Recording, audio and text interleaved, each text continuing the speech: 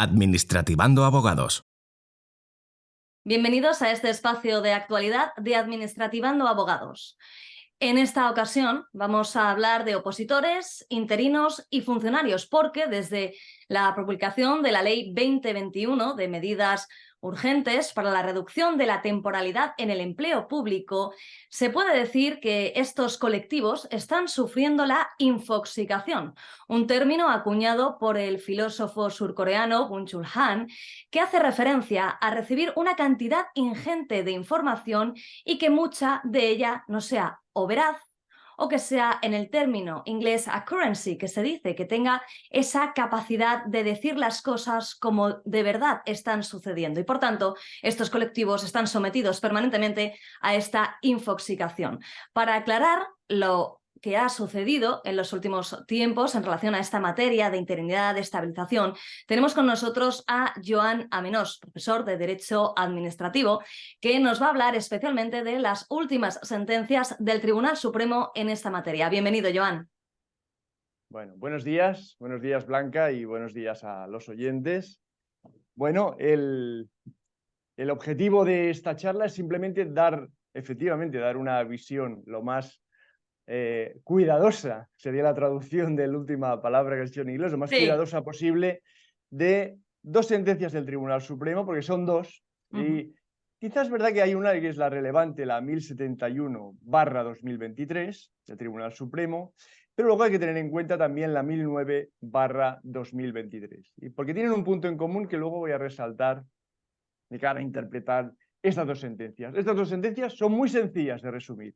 Es un trabajo fácil para el letrado. Es aplicable a lo que antes se llamaba, yo tiendo a llamarles cuerpos de habilitación nacional, pero ahora hay que llamarles escala de habilitación nacional, los secretarios y los interventores. ¿Les es aplicable la legislación estabilizadora y en concreto un Real Decreto por el que se aprueba la oferta de empleo público para la estabilización de empleo temporal en la Administración General del Estado, que hace una previsión especial para ellos? Pues sí, el Tribunal Supremo dice que sí, no ve ninguna diferencia.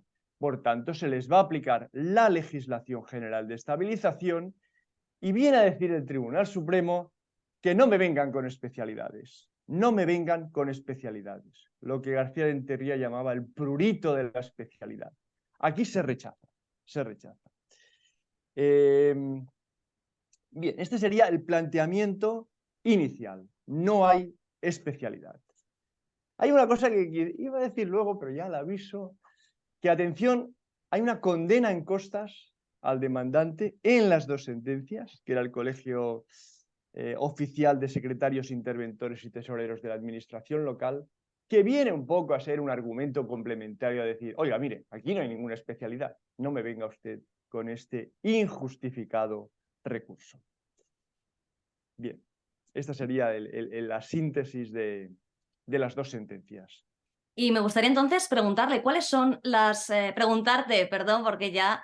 Sí, ya nos conocemos. Sí, ¿cuáles son las consecuencias derivadas de estas sentencias de cara al acceso a la escala de funcionarios con habilitación de carácter nacional? Bien, antes de responder a esta pregunta, sí que me gustaría decir alguna cuestión sobre la justificación de la sentencia, que como digo es muy escasa. La sentencia también es verdad que incitada por el demandante, por el colegio oficial, hace un análisis muy interesante de los números en esta escala de funcionarios. Los tengo aquí apuntados, al final hace un censo de 9.267 puestos de trabajo en toda España, 9.267, pero solo están cubiertos 4.484. Por lo tanto, tenemos la mitad del cuerpo la tenemos vacía. Esto es un argumento fáctico relevante, es decir, bueno, la situación es la que es, un trabajo que ha hecho el Ministerio de Administraciones Públicas en este ámbito es decir, bueno, ¿cuáles están cubiertos ya por interinos?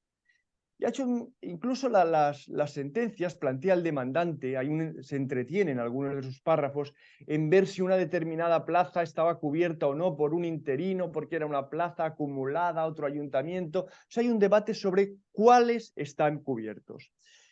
Y bueno, pues el Ministerio hace una valoración, en catalán se decía un cap más, un más o menos, ¿no? Más o menos. Dice, mire, a mí me salen que vamos a cubrir ahora 807 plazas, 807, por tanto van a quedar todavía pues 3.000 y pico plazas sin cubrir, no van a quedar afectadas, porque nosotros consideramos que en estas 807 hay una situación de interinidad abusiva, interinidad a lo largo del tiempo, interinidad declarada que va a quedar afectada por la nueva ley. Es lo que se llama interinidad amplia y abusiva, la que va a ser cubierta. Ahora, me preguntabas por las consecuencias pues que van a ser beneficiados por la ley de estabilización. Es decir, se va a hacer un concurso, para la mayoría de los casos se va a hacer un concurso, pero es verdad que en algunos puestos de carácter superior se prevé un concurso oposición. Los números son 658 para concurso y concurso oposición 149. Concurso oposición donde se valorará la trayectoria previa, donde los años consumidos en el trabajo como interino van a tenerse en cuenta. Por tanto, digamos, van con su mochila propia. Y esa va a ser la consecuencia. Vamos a estar en una convocatoria especial donde estos funcionarios, estos interinos, van a poder acceder, y ahora que me preguntabas por la consecuencia, la clave, van a poder acceder a la escala de funcionarios de habilitación nacional. Bien, esta es la consecuencia. Van a poder acceder, que lo logren o no, habrán de pasar concurso o concurso oposición y enfrentarse pues, con otros concursantes. Pero de momento esta va a ser su posibilidad. ¿De acuerdo? Este es el punto, la consecuencia clave. Ya entran a... Luego veremos las consecuencias que tiene esto ya más concretas de cara al futuro. De cara al futuro. Sí, pero todo esto en principio parece lógico, ¿no? La sentencia describe ampliamente los números de la interinidad en esta escala que comentabas. Exacto, hay una interinidad y por tanto van a entrar en ese cuerpo, en esa escala de habilitación nacional. Bien, aquí hay un tema importante, que es el papel de las comunidades autónomas. Las comunidades autónomas son las que se encargan de nombrar a los interinos, nombrar al interino. El interino es nombrado por la comunidad autónoma. El interino de cada ayuntamiento es nombrado por la comunidad autónoma. Bien, el nombramiento se hace a propuesta de la corporación local, respetando los principios de igualdad, mérito y capacidad y, por supuesto, teniendo en cuenta que la titulación para acceder a ese puesto es una titulación concreta exigida por la ley, según sea interventores, interventores, secretarios, es una titulación concreta que debe respetarse. Bien. Lo cierto es que en muchos casos los ayuntamientos no proponen a ninguna persona en una situación de interinidad, pero quieren que se cubra. En ese sentido, algunas comunidades autónomas han elaborado bolsas de interinos que les permiten proponer una persona, nombrar una persona para cuando el ayuntamiento la necesite. Este tema de las bolsas de interinos en algunas comunidades autónomas, por ejemplo en Cataluña, es interesante porque se han institucionalizado. Hay unas bolsas de interinos, hay una formación para esos interinos, hay una clasificación de esos interinos. Por tanto, digamos aquí hay una tensión entre la legislación estatal que quiere estabilizar y las comunidades autónomas que están resolviendo un problema. Es decir, bueno, nosotros tenemos una lista de interinos porque las corporaciones locales necesitan cubrir esas plazas ya. Y el Estado no ha convocado la oposición, no convoca oposición. El ritmo es muy lento, de tal manera que, como dije al principio, solo la mitad están cubiertos, pero esas plazas se necesitan. Las tareas de fe pública, de control económico-financiero, de asesoramiento legal, son importantes en los ayuntamientos. Si no se cubren, se han de cubrir de alguna manera. El derecho no soporta el vacío, ¿no? En este caso, no soporta el vacío y habría que llenarlo. Por tanto, esa es la situación. Y luego, si acaso hablamos al final, observemos que aquí hay 3 administraciones públicas operando. El Estado convocando oposición, la comunidad autónoma nombrando interinos y la corporación local que tiene esa necesidad, esa plaza por cubrir. Por eso se dice que a veces es una situación de vacancia más difícil de acabar porque han de ponerse de acuerdo 3 administraciones públicas, que son las que colaboran en los procesos de ir llenando estas plazas, ¿no? Quizá a todos nos sorprende más todo esto de la estabilización desde que, perdón, desde que la Unión Europea ha dicho que en España hay mucha interinidad desde la Ley 2021, pero lo cierto es que tú ya comentabas en tu blog que en este caso concreto ya se había producido anteriormente una estabilización. Bien, aquí hay un tema interesantísimo, porque voy a hacer una pequeña reflexión para que luego veamos ese papel histórico. Bueno, ese papel histórico, que ya como no me quiero olvidar, esta aportación histórica se la debo a don Ignacio Soto, que es un secretario de ayuntamiento y profesor de Derecho Administrativo, que en esto es quien más me ha enseñado en estos temas.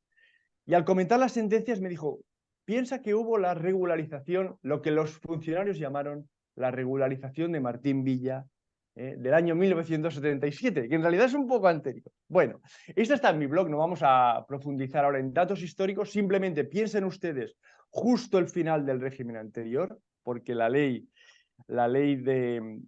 que permite la ley de 19 de noviembre de bases del Estatuto del Régimen Local, es una ley que tiene fecha un día antes del fallecimiento del anterior jefe de Estado, un día antes del fallecimiento de Francisco Franco. Es curiosísimo, ese es el momento real de la transición y se dice, bueno, aquí hay unas personas que se han incorporado como interinos a la secretaría, son secretarios habilitados, y entonces dice el ministro de la Gobernación dictará normas para incorporarlos, y lo dejó abierto, para la incorporación como funcionarios de administración local de los actuales secretarios habilitados. Bien, el ministro de Gobernación, que luego se llamaría ministro de Interior, que desarrolló esta habilitación de la ley un día antes del cambio de, bueno, no era el cambio de régimen aún, pero evidentemente era un hecho fundamental, fue don Rodolfo Martín Villa.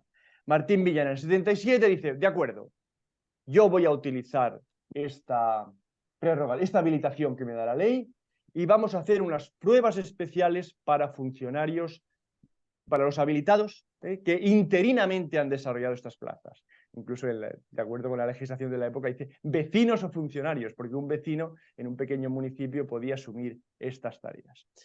¿Y qué dice? Dice, vamos a crear una subescala propia de secretarios a extinguir especial para que ingresen estos funcionarios, para que haya esta habilitación previo concurso. Ahora bien, estos funcionarios, si luego, de acuerdo, se les daba, decía la ley, la plaza en propiedad. En aquel ayuntamiento en el que estaban interinos, ya decía la ley, tenían la plaza en propiedad. Esas son las palabras que utiliza la ley. Se le queda la plaza en propiedad, ya se quedan allí. Ahora bien, lo que ocurre con los interinos, perdón, con los habilitados, con el cuerpo de habilitados, con los secretarios y los interventores, es que una vez aprueban el examen para el cual les ha convocado el Estado, entran en el cuerpo, entran en la escala. Y a partir de ahí se distribuyen entre los ayuntamientos de España en función de un concurso. En función de un concurso. Cada ayuntamiento convoca el concurso y si no hay un concurso subsidiario por parte del Estado. Pero la clave es que es un concurso donde se miden sus méritos y entonces van optando a la plaza vacante que ellos puedan de acuerdo con sus méritos. Pero ya están dentro del cuerpo, ya están dentro del cuerpo. Es una doble fase, es una doble fase. ¿Qué hizo Martín Villa? Dijo, de acuerdo, que entren en plaza en propiedad, pero no entran todavía en el cuerpo para acceder a otras plazas. Se quedan ahí.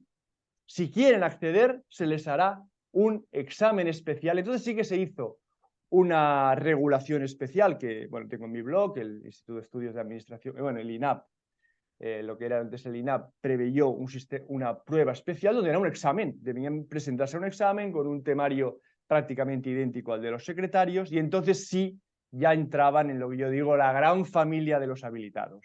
Ya no era solo aquella plaza en propiedad, ya eran habilitados nacionales y podían ir por vía de concurso a otros ayuntamientos, Lo que ocurre ahora es que no hay esta segunda prueba. Con la primera, con el concurso vía ley de estabilización, ya entro en la gran familia, Por eso, yo creo, y ahora, si te parece bien, ya entramos en las cuestiones de futuro. Yo creo que hay 3 cuestiones de futuro importantes. Primera, aspecto legal, procesal.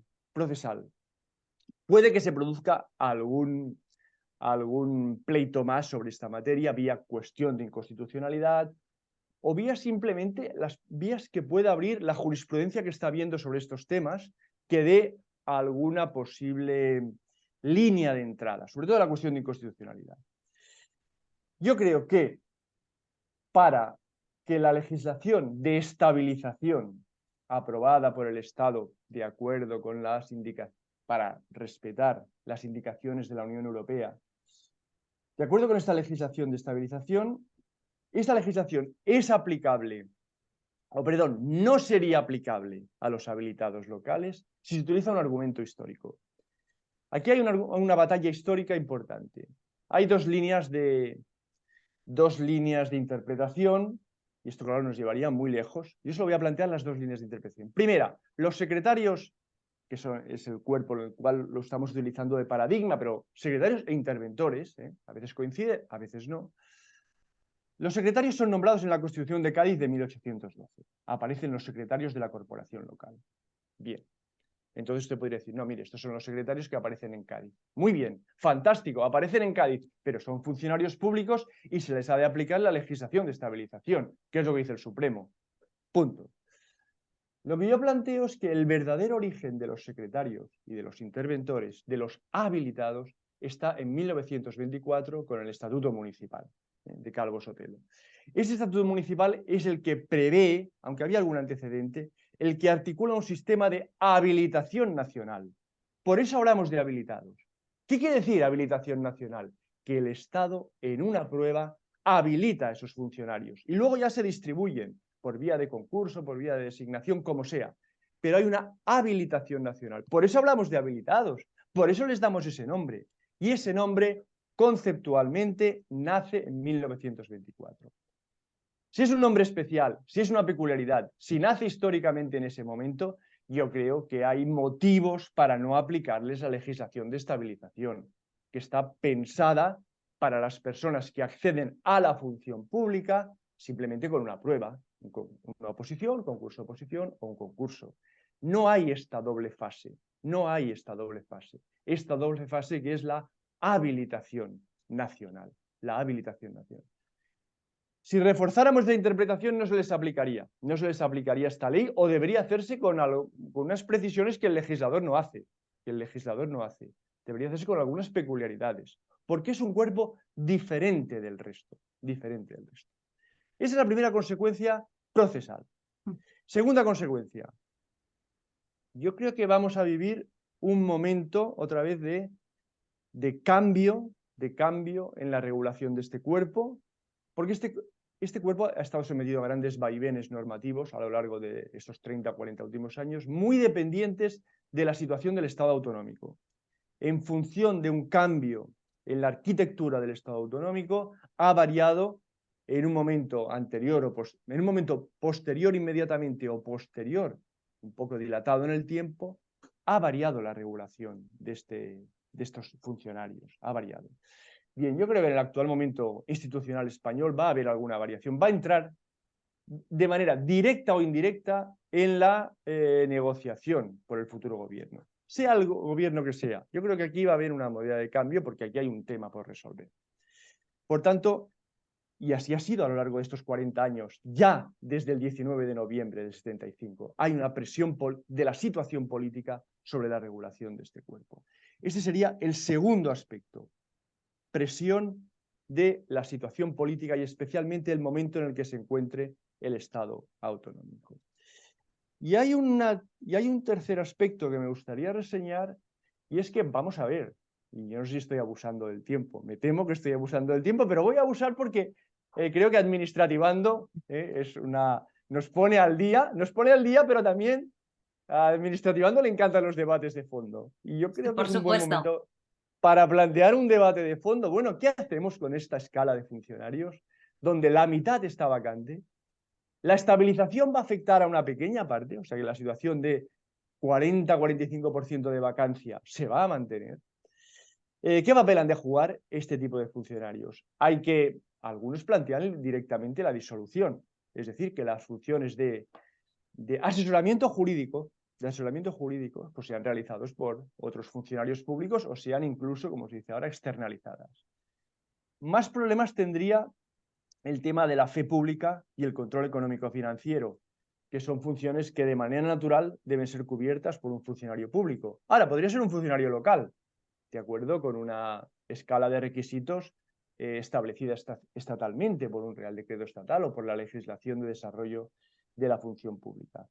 Pero lo que quiero decir es que es un buen momento para plantear qué se hace con la escala de habilitados nacionales. Teniendo en cuenta que hay esta situación de vacancia, se quiere reforzar y en este qué se hace, inevitablemente va a entrar el papel de las comunidades autónomas. Inevitablemente. No sé de qué manera, pero inevitablemente va a haber un peso en la decisión. Y cabe decir que yo me opto por la posición clásica, reforzamiento de los habilitados nacionales, carácter de habilitación nacional para toda España, etcétera, etcétera, porque me parece la fórmula más garantista. Lo otro sería correcto, pero ya entramos en un modelo nuevo, diferente, y a lo mejor la palabra habilitación estatal, que Calvo Sotelo instauró en 1924, ya no tendría ese sentido. Joana Menors, como siempre, un placer escucharte y me vas a permitir que le diga a todas las personas que nos están viendo que se pasen por tu blog, que lo tengo aquí apuntado, Ciudades, Leyes y Letras, porque también es un placer leerte. Y ya te digo que, como has apuntado tú, vas a tener que volver por aquí para ir aclarando muchas de las sentencias, muchas de las situaciones en las que nos vamos a ver o se van a ver envueltos estas personas, porque en el fondo, como siempre decimos, ¿no? Cuando hablamos de interinos, de estabilización, son personas. Y creo que vamos a tener que contar contigo más adelante. Muy bien, pues muchísimas gracias, a vuestra disposición. Muchas gracias. Gracias, Blanca. De acuerdo. Adiós.